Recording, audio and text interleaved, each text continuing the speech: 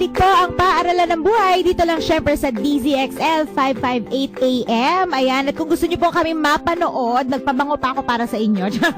Pwede niyo po nasa live, of course, live stream kayo, ustream.tv. Search niyo lang po ang DZXL Online TV. At kung online ka na rin lang naman, like din ang page namin, facebook.com/Paaralan Paaralan ng Buhay. Pwede rin po kayo mag-text sa 0921-431-1044. Pwede kayong tumawag sa 882-2371-76 or 78. Ayan, at nako class, binabati ko lang po ulit ang nag-iisa, ang poging-pogi at ang love na love nating Voice Master ng Pilipinas, Sir Pocholo de Leon Gonzalez. Sir, good morning sa'yo.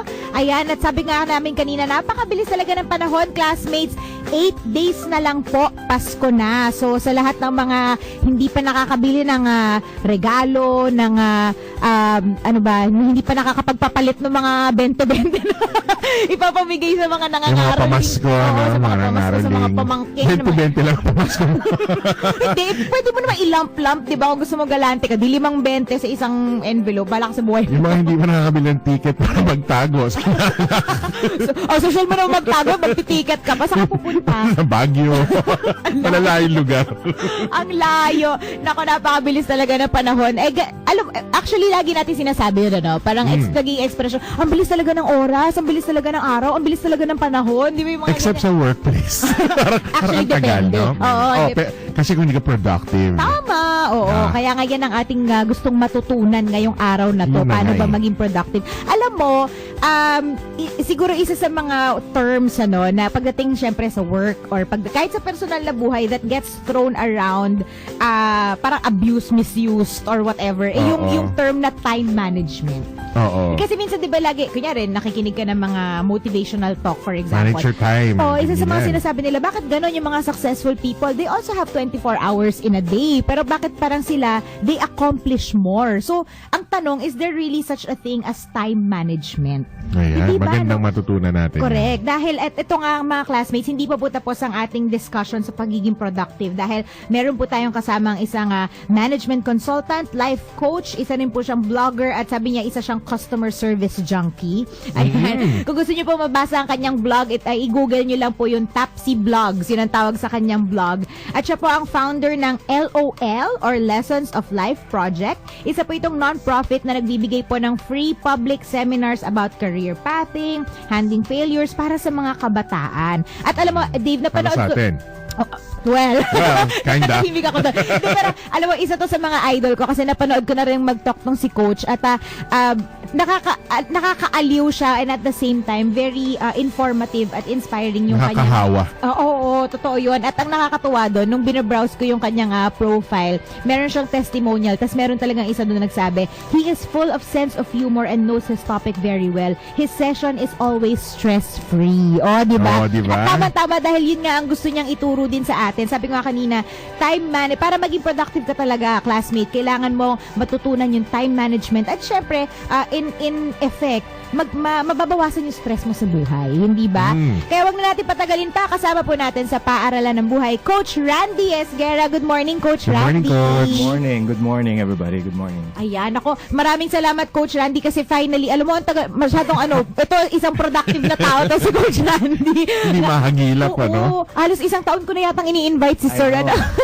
First, I want to apologize. Okay lang, it's sir. been a while. I've always been having the invitations, but now I finally said yes. Yes, thank you. And thank you, sir, dahil saktong-sakto na usapang productivity ang ating pinag-uusapan. Coach Randy, kwentuhan mo naman kami. You have a company called Success Coach. Tama po ba? So, ano po ang ginagawa ninyo sa inyong training company? Well, it actually started out as a consultancy firm. I was a full-time consultant, and then eventually being a speaker was the second line. It was not really my intention, and then eventually one word got to the other, and people started talking, and there were referrals, and then I started being in the speaking circuit. Nice. That's what happened. And doon kayo naging productive actually in yes. the... Hindi na ikalat. Tama. Yan yung mensahe. Totoo yun. So, Coach Randy, kwentuhan mo naman kami, bakit time management, bakit yun? Kasi yun din yung topic actually ni Sir Randy nung napanood ko siya na mag-talk sa Ariba. Time management sa din. Oo. So, why did you decide to parang sabihin na natin have that as one of your focus na training? Actually, it's being a salesman, being a manager, being an employee, it's all about getting things done. Totoo naman. Right. So pag may nagagawa ka, you get things done, you're productive. And so that year, what we realized was there were a lot of people who were asking us to do a lot of time management seminars. It was funny, the entire year, we had a lot of inquiries on time management seminars. And so we thought about it and we said, maybe people are really stressed out.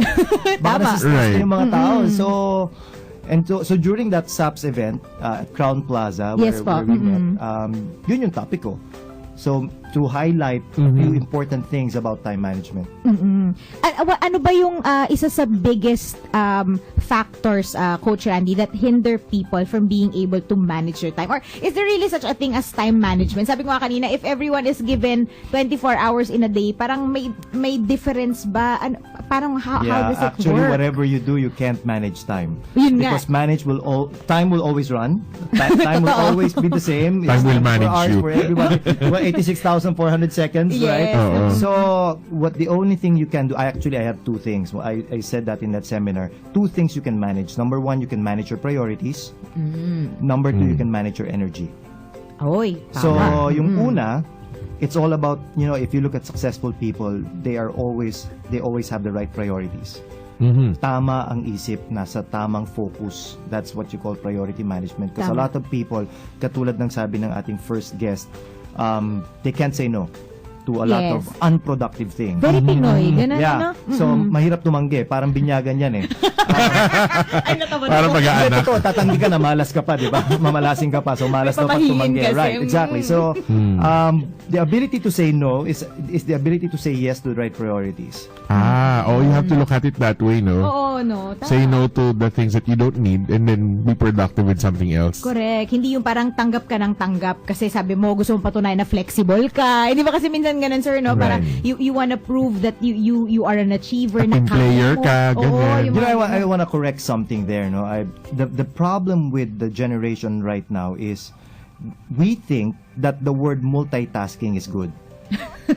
Akala nila, was when you said flexible, they people think now that when you're flexible and you're multitasking, you're more productive, which is actually the opposite. Because we were not created to multitask. Tama. We were not created to multitask.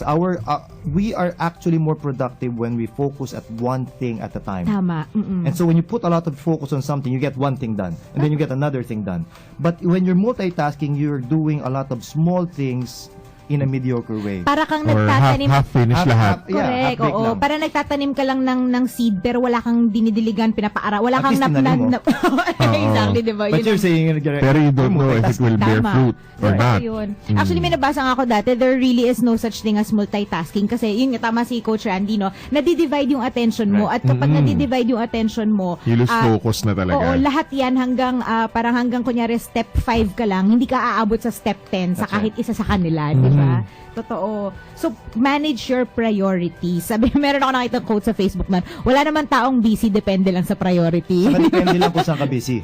Ay, tama. Kasi Totoo. Right. actually, the reality is everyone is busy, but not everyone is busy with the right things. Oo nga. Because everyone can be busy with Facebook and social media and Instagram, but are people busy with getting things done? Totoo. Kasi if you're done with the day and you're finished with your work, then you can Facebook all you want. Tama. Coach Randy, I have a question kasi, well, ako, aaminin ko na, isa rin to sa mga weakness ko. Usually, when, let's say, for example, you start your day at work, Right. and then you have, you have things in mind na gagawin mo. Right.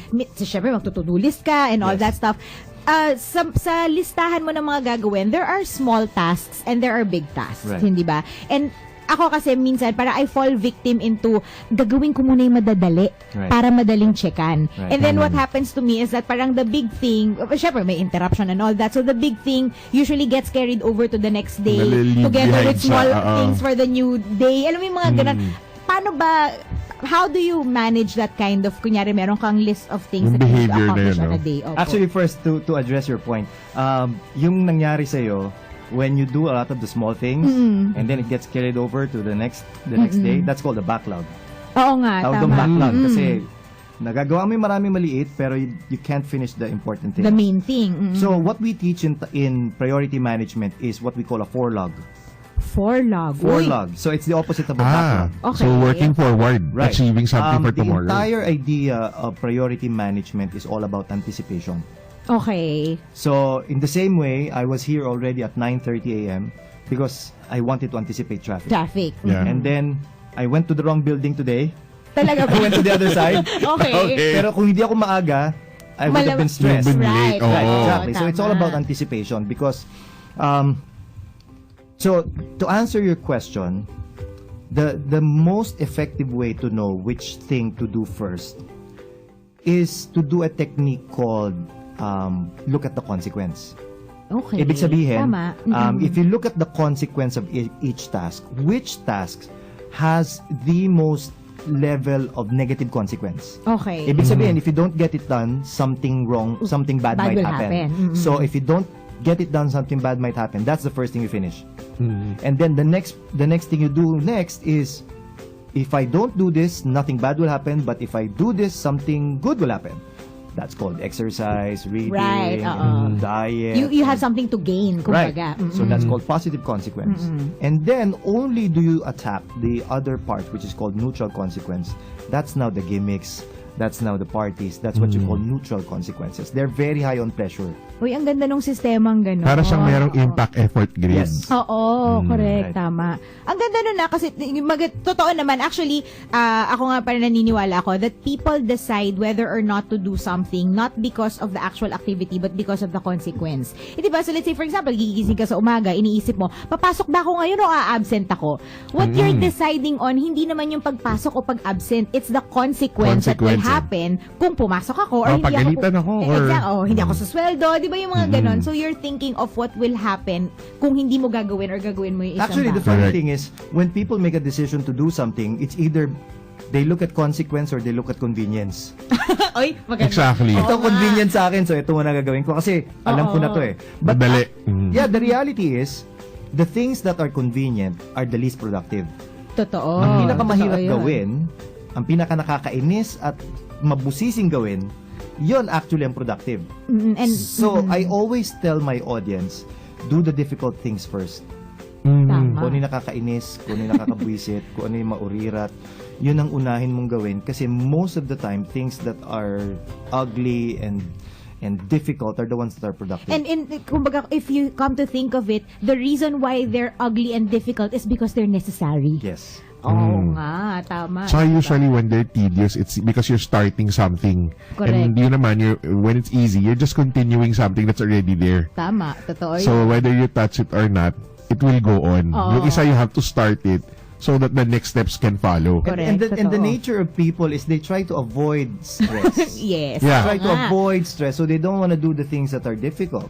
Dito ako sa madali. But the ganun. reality is, when you do the difficult thing, and here's the beautiful part, when you're done doing the difficult thing in the morning, the entire day, everything you do is easy. Stress-free ka Totoo na. Kasi yun. tapos na eh. Tama. Yung hurdle is gone. Oo. So, nga. in the morning, kung nakakainis yung customer, kausapin mo na. Kung natatakot ka sa boss mo, kausapin mo Correct. na. Or if you have to make that difficult phone call, do it Right. agad-agad. Right, kasi pagkatapos Oo. nun, everything is just absolutely easy. And it gives you a certain sense of fulfillment siguro Relief na parang din. yes. Yeah. Relief na rin. Correct. Right. Which I guess brings us to the second, sabi mo nga, Sir Coach Randy, you manage your priorities. And then the second thing that you can manage is your energy. Yeah. What do you mean by that? I think a lot of people make the mistake that they can be productive 8 hours a day. Ay, natawa daw ako. That's true. That's true. And a lot of So, managers for the expect that. entire day, you have an entire to-do list of what to do. So you think I'm gonna do this, I'm gonna do that. Pero ito ang totoo. You mentioned the word interruptions. You Yes. never know when interruptions might happen. Totoo yun. And so when interruptions will come in, and there are sometimes interruptions that you can say no to, like your boss, or an emergency, Tama. or a customer that comes in. Right. So, my advice is to actually not be productive for 8 hours, but rather plan to be productive for 6. 6 hours. Okay. Plan to be productive for 6 hours, and so that you have at least 2 hours for interruptions. Totoo. At least, mas marami ka nagawa kaysa lagi ka na-interrupt. Right. So, natapos mo yung 6. Ngayon, kung walang interruption, consume the next 2 hours for Tomorrow's list. So you do the 4 May log. 4 log ka na Tama, talaga. totoo. Ang sabi ni May Coach puhunan Randy, ka na bukas. Oo, 6 hours ka productive, yung last 2 hours mo, mang-interrupt ka ng iba. Gulo ka na. Gulo yung productivity nila. Option, correct. Wala ka na sa cubicle mo. Yes. Hindi, pero tama yun kasi, and I'm sure mga classmates, especially if you are working in an office, alam natin, araw-araw meron tayong mga ganyan interruption, hindi ba? And Correct. usually, that's what kills your momentum eh. Yes. Di ba? Kaya ako dati naalala ko when I was working, is as much as possible, yung mga tumatawag sa akin mga clients and all, I schedule them. Right. Tinetrain ko yung mga kliyente ko na parang mag-email sila, Ada, I need to talk to you about my website. What time are you available? So parang hindi ko, ayoko kasi yung idea na tatawag ka basta-basta while I'm in the middle of something. Kasi sabi nga ni Coach, nakaka-stress kaya yun, Yes. hindi ba? While you're Oo. busy doing Kasi yung phone something. calls, they're urgent, pero you don't know if they're They're important. Right. Tama. Kasi nag-ring you won't know until you pick it up. Tapos bilang, Correct. kamusta na? Parang, oh, no. Nag-lunch ka na? Tara, di ba yung mga ganong klaseng mga phone call tayo natatanggapin, di ba? But those things you can delegate.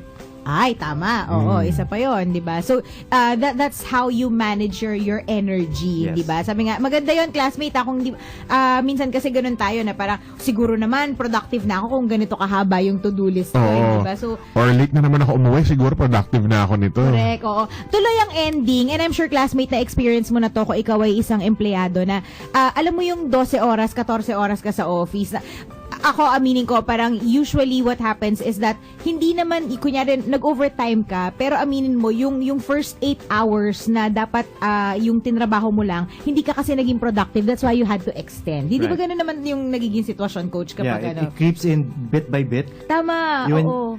when you're answering an email which usually takes around 5 to 10 minutes suddenly becomes 15. And then Nakain yung oras mo little by little. comment on a post on Facebook, and then someone chats you, and then someone else calls you, and then you never realized you wasted a lot of your time. Correct. At saka ang ngayon pa naman sa technology, no, ang daming paraan para ma-interrupt. Di ba? Sobra. Andiyan ang phone, may tablet ka pa, tapos may nasa computer. Sa Right. computer mo na lang, actually, ilang windows ang pwedeng, or ilang chat windows ang pwedeng mag-pop up sa'yo, hindi Yeah. ba? So parang magsasabay-sabay talaga yan at one point. And masa-stress ka talaga. Pero di ba? nagustuhan ko yung sinabi ni Coach kanina, you do the big thing first. Oo. Kasi nga yung stress mo comes from that, nasa likod lang ng utak mo. Kasi ginawa mo yung madadali eh. Correct. Pero meanwhile, shucks nga, gawin There's ko pa something yung at the back mahirap. of your mind. Totoo Oo, yun. buong araw mo dinadala yun. So pag nag-Facebook ka, nalulungkot ka tuloy. yung mga status mo tuloy, corny. Actually, I think the reason why that happens, why inuuna natin yung madali, is because we underestimate the amount of time it takes to do the difficult things. Oo nga. Actually, isa pa yun. Totoo Assuming yun. tayo eh. Or natatakot Yan ka lang kayo, na parang, naku, baka mamaya hindi na ako Ayan. makagawa ng ibang bagay. Oo. Yeah. It's no different from people who say when they have a flight Opo. and they pupunta Abot ng airport. ako. Malapit lang yan. Oo nga. Oo, abot ako. Tapos the whole time, nandun ka sa sakyan, galit na galit ka. Yeah, exactly. So, Oo nga. Naiwan mo pa yung bag mo kasi mamadali ka. Ganun pa naman pagka nalilate ka, kung kailan ka nagmamadali, that's when Things go wrong, di ba? correct. Murphy's Oo, Law ka parang doon. ang bagal-bagal. ang bagal-bagal ng mga bagay sa paligid. Kaya nga mo. lagi sinasabi nila yung, Oo. ano yun? Slow is smooth and smooth is fast. Something ganyan, Oo. di ba? Totoo. Tama nga naman si Coach Randy, no? Kasi kailangan din i-manage mo yung energy mo. And yun nga, kumbaga, it's not the entire time na nasa office ka. Aminin na natin yung mga classmate, hindi tayo productive the entire time that we're actually in the workplace. Mhm. Diba? So, kailangan mo pa rin talagang, planning pa rin talaga, no, Coach Randy, yung you have to anticipate, hindi ba? Para nga, hindi ka na sa stress and, kumbaga, at the same time, hindi mo man siguro magawa lahat ng mga bagay na nasa to-do list mo. At least, you can go home, you can shut down your computer and feel productive. Kasi minsan yun yung pinakamasaklap eh, na parang True. feeling mo pagod na pagod ka. pero I realized something about that. Opo. Minsan, the reason why we're doing a lot of things for 12 hours, kasi feeling natin tayo dapat gumawa nun. Ay, oo Hindi nga. kaya meron kang there's other people in your team who should be doing that. You have to empower them. Right. Totoo. So, yan din ang sakit natin minsan eh. Inaako natin lahat. We're so accommodating, we're so nice, to the point that we end up being stressed. Tama. It's no different from hosting a party. This is a story where, I've seen a lot of parties where people host the parties, and then Opo. when you ask them, oh, masaya ba yung party? Hindi ko alam eh. Nagluto eh. Ako nag-asikaso lahat eh. Sa kitchen ako the whole time. Andun ako nagluluto, So, nag-host ka pa ng Punong party. abala. Right? nagpa-cater ka na lang. Hindi siguro Oo. dapat ikaw gumawa nun. Oo nga. Tama. Parang nakakatawang isipin na it's supposed to be a party. You're Right. supposed to be happy. You're supposed to Birthday enjoy mo, it. di ba? Right? Oo. Pero nagtrabaho ka. Oo, nagtrabaho ka. So, Right. ang ending, ikaw yung pagod-pagod, di ba? Parang Yeah. hindi mo nasabi galing kang party. Kaya kami ni wifey, lagi kami kumakain sa kasi sabi ko, ayoko magluto ka na, ayoko ma-stress ka. Tama, totoo Ay, importante magkasama tayo. Correct. Oo, heart Oh, ikaw na lang magbayad. Ikaw na lang magbayad kasi Ang sweet mo. ikaw na nagluto eh. Nakakahiya naman sa akin. Ako na nga nagyaya, ako pa Puro magbabayad. pakabeg. Nakakaloka. Pero when it comes to managing priorities, Coach Randy, ano yung number one tip? Yung something actionable siguro for our classmates na pwede mo talagang maibigay sa kanila? Actually, when you set priorities, it's all about what you spend. What you spend. What you spend. Mm-mm. Yeah, you spend money, you spend energy, you spend effort, you spend time. Opo. So, in the same way, ganito, kakukuha lang natin ang ating mga 13th month and all bonus, of that. Ang tanong dyan, how do you spend it? Oo nga naman. So, do you spend it on something important or do you splurge? It's the same as energy. Do you splurge your energy and then at the end of the day, there's nothing left?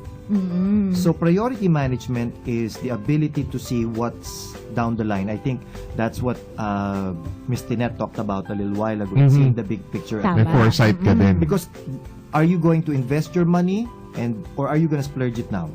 Tama. So, ang priority mo, depende sa'yo. It's very subjective. It's all up to the person. Correct. Pero at the end of the day, ikaw ba ay mayroong buffer for the future? Totoo. So, Did you set priority- aside a little right. something? Even your time. Priorities Correct, totoo is yun. actually building the foundations para ma-set up mo yung future mo. So, if it's not gonna contribute to your future, maybe that's not the right priority. Tama, oo nga. Hindi siya aligned sa goal Kasi mo. pwede ka naman mag-prioritize ng something for today. But will it be beneficial for tomorrow? That's another question. Correct. So, kailangan nag-invest ka din doon. That's why it's all about spending. Tama. And again, parang mag-spend ka na rin lang ng time, ng effort, ng energy, ng money, di ba? You might as well, sabi nga ni Coach Randy, spend it on the things that actually matter. Right. Kasi minsan parang nangyayari sa atin, parang we live by the day for the day. Oo. Di ba? So, napagod ka na, na-stress ka na, pero at the end, parang feeling mo Wala ka nagawa. Oo, kaya nga na-accomplish. something, yung spend your time on something that moves you forward. Correct. Hindi yung parang just to stay afloat. Oo, And just a totoo. reminder lang for everyone who's the mga classmate natin Opo. that's listening, no? You're gonna be spending a lot of your time and your money and your effort at work. May time ka bang ini-spend sa family mo?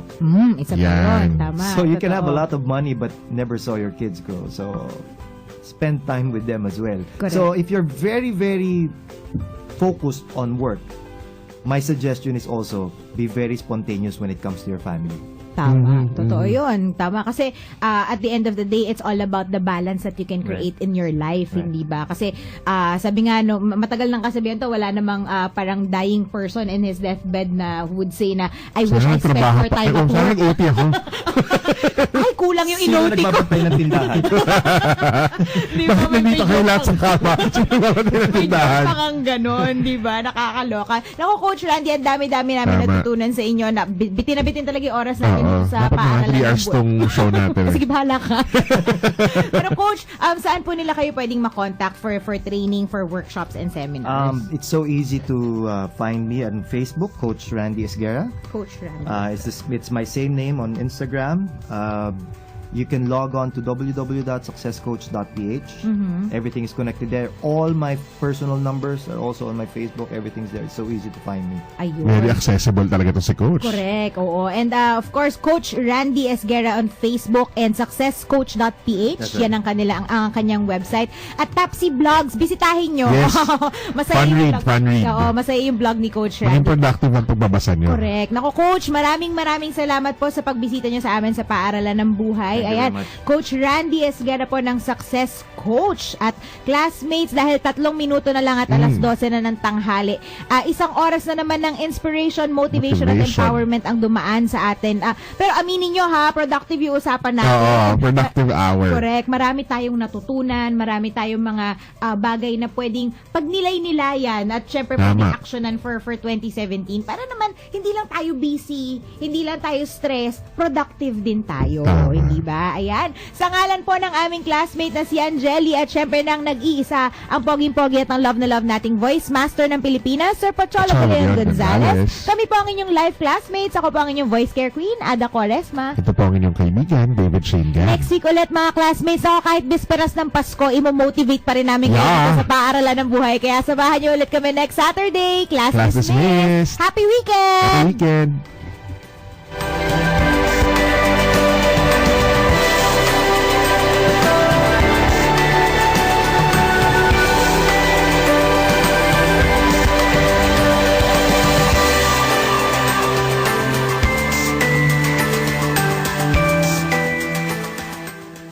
That portion was brought to you by Pride with Fabric Conditioner. Para sa labadang kay gaanda.